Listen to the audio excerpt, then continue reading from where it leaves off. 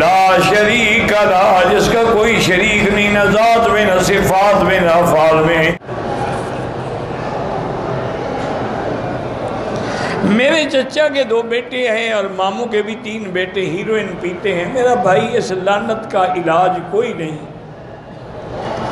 آج کل سنا ہے میں نے کہ کچھ میڈیکل میں ایسی چیزیں آئی ہیں کہ وہ دوائیں دے کے انجیکشن لگا کے، لیکن یہ ہے کہ جب وہ واپس آئیں گے پھر شروع کر دیں۔ اس لیے ان کا پہلے علاج کرائیں، پھر ان کو جماعت کے ساتھ بھیج دیں 40 دن کے لیے۔ صحبت اچھی ہوگی اور ہیروئن بھی نہیں ملے گی تو ٹھیک ہو جائیں گے۔ ویسے علاج نہ بھی کرائیں نا، مرتا شرطا کوئی نہیں، 3-4 دن کے لیے دروازہ بند کر دو، خود بخود بھی ٹھیک ہو جائیں گے۔ تڑپیں گے، بھڑکیں گے، یہی تو ہے، ماں باپ برداشت نہیں کر سکتے، وہ دے دیتے ہیں کچھ نہ کچھ۔ جب تکلیف ہو کوئی پین کلر دے دیں، پیناڈول دے دیں، کوئی انجیکشن لگا دیں اس کو، کسی درد کش کا، کچھ بھی نہ کریں، کوئی خرچ بھی نہ کریں، وہ خود بخود ٹھیک ہو جائے۔ صفا مروہ کے 2 چکر بھول گئے، دم تو نہیں پڑے گی لیکن جا کے پورے کرو۔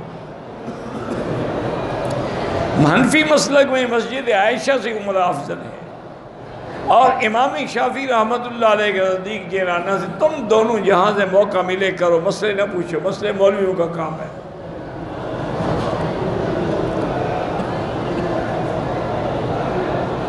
کہتے ہیں امام کہتا ہے کہ حضور کو نماز 1 ملی، جھوٹ بولتا ہے، 5 نمازیں ملی، 1 کہاں ملی؟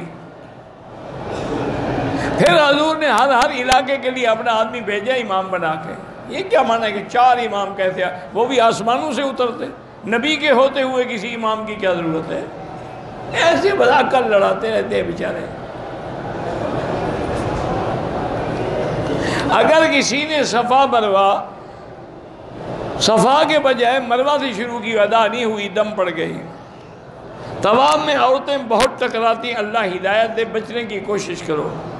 رکن یمانی کی طرف اشارہ نہیں، موقع ملے ہاتھ لگاؤ، نہیں تو اشارہ بھی نہ کرو۔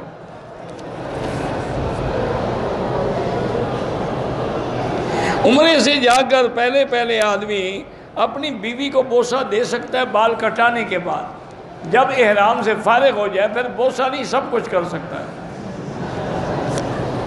احرام کی حالت میں بوسہ نہیں دے سکتا۔ لا رفث ولا فسوق ولا جدال۔ میری بیوی کو سفید پانی کی شکایت ہے، وہ بالکل نماز پڑھے، ہر نماز کے لیے نیا وضو کرے اور نیچے کوئی پیمپر وغیرہ رکھے۔ میرے پاؤں میں تکلیف ہے، میں ویل چیئر میں عمرہ کرتا ہوں، بالکل ثواب میں کوئی کمی نہیں، آپ معذور ہیں۔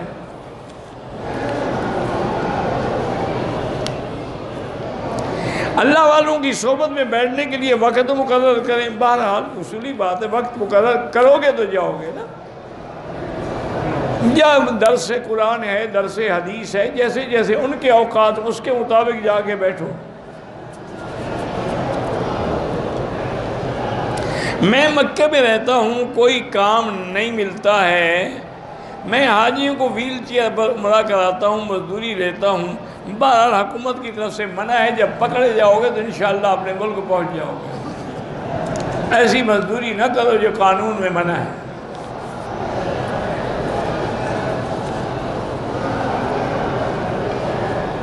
حجر اسود کو بوسہ دینا سنت ہے، نہیں پہنچ سکتے اشارہ کرو۔ مقام ابراہیم کو کوئی بوسہ نہیں دیا جاتا، اس کے پیچھے 2 رکعت پڑھی جاتی ہیں۔ میرے اوپر دم پڑا ہے، دم پاکستان میں نہیں مکے میں دینا ہے۔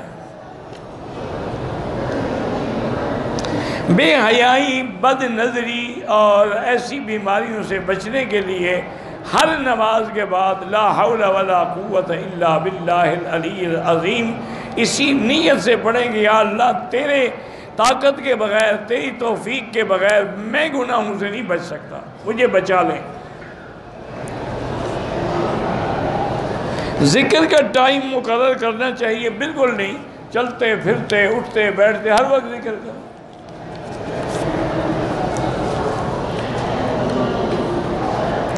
میری بیٹی جوان ہے، اس کی شادی نہیں ہو رہی، تو سورۃ الرحمن 3 دفعہ وہ بیٹی بھی پڑھے، آپ بھی پڑھیں، دعا کریں، انشاءاللہ اچھا رشتہ مل جائے گا۔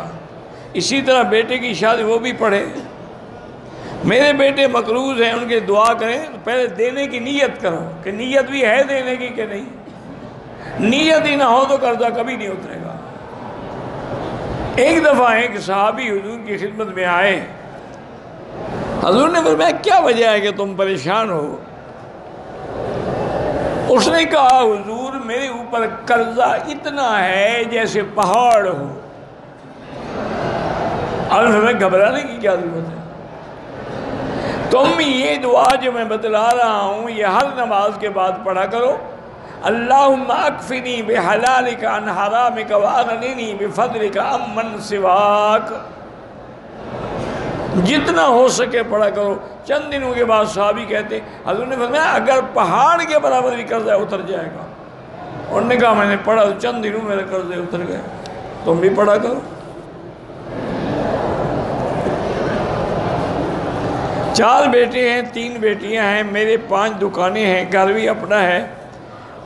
ایسا کرو جس علاقے میں تم رہتے ہو نا اسی علاقے کے کسی مدرسے میں جا کر مفتی کو لکھ کر دو کہ یہ میری اولاد ہے، یہ بیٹیاں ہیں، ایسے وہ تمہیں حصے بنا دیں گے۔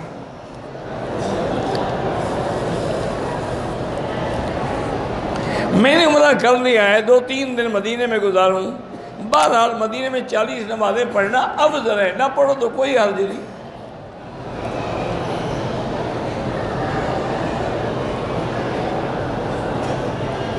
بغیر اجازت کے حج کریں نہ کریں، پکڑے جائیں گے تو پھر کہیں۔ ہاں غلاف کعبہ کو چومنا منع ہے حدیث میں۔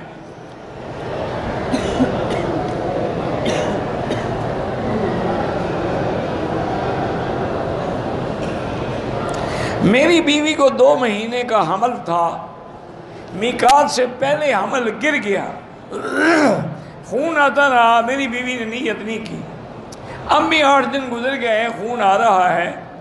اب گزارش یہ ہے جی کہ اس کے لیے بہتر یہ ہے کہ پہلے تو آپ ڈاکٹر کے پاس جا کے انجیکشن لگوا لیں، خون بند ہو جائے، پھر مسجد عائشہ سے نیت کر کے عمرہ کر لیں۔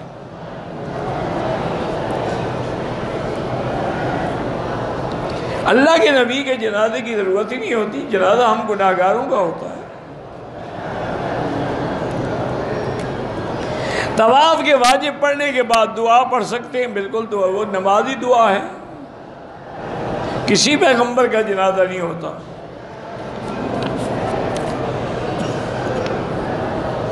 کہتے ہیں کہ پاکستان میں لوگوں کی عادت ہے کہ نفل بیٹھ کے پڑھتے، بالکل غلط عادت ہے۔ اجر القائد نصف اجر القائم، حضور نے بڑھایا کہ بیٹھ کے پڑھنے والے کو آدھا ثواب ملے گا۔ ایک آپ معذور ہو، میرا نام عاصم ہے، میں آپ سے محبت کرتا ہوں، احبک اللہ کما احببتنا، جزاک اللہ۔ مقام ابراہیم کو چومنا منع ہے، دم کے پیسے نہ ہوں تو اپنے ملک جا کر کسی دوست کو بھیج کے دم مکے میں کرائیں۔ لا شریک لہ وبذالک امرت وانا اول المسلمین۔